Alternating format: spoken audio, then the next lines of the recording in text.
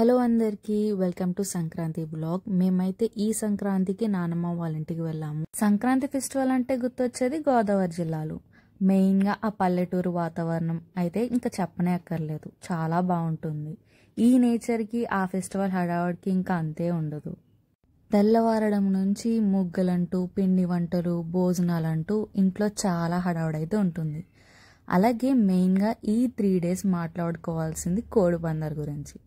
నిజం చెప్పాలంటే నేను ఊరు వెళ్ళేది కోడిపందాలు చూడడానికి.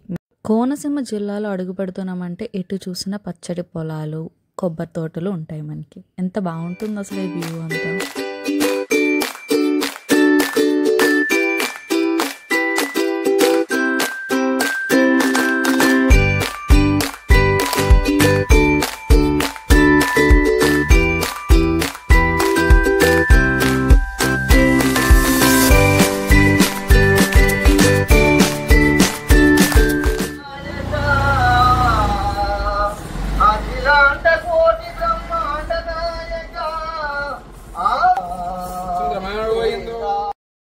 కోడి పందాలు ఎంత ఫేమస్, నెక్స్ట్ మనం ఎక్కువగా వినేది గుండాట.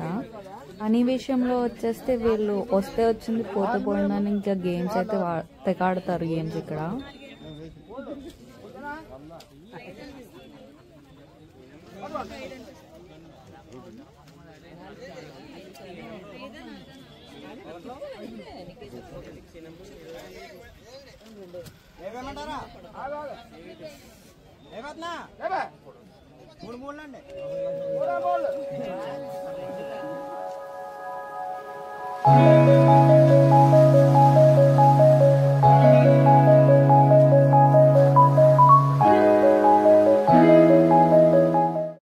ఇది వచ్చేసి సంక్రాంతి 3rd డే.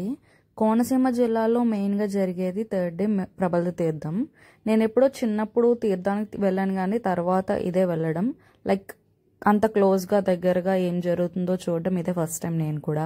చుట్టూ కొబ్బరి తోటల్లో, పంట పొలాల్లో మధ్యలో ఇది చేస్తారు.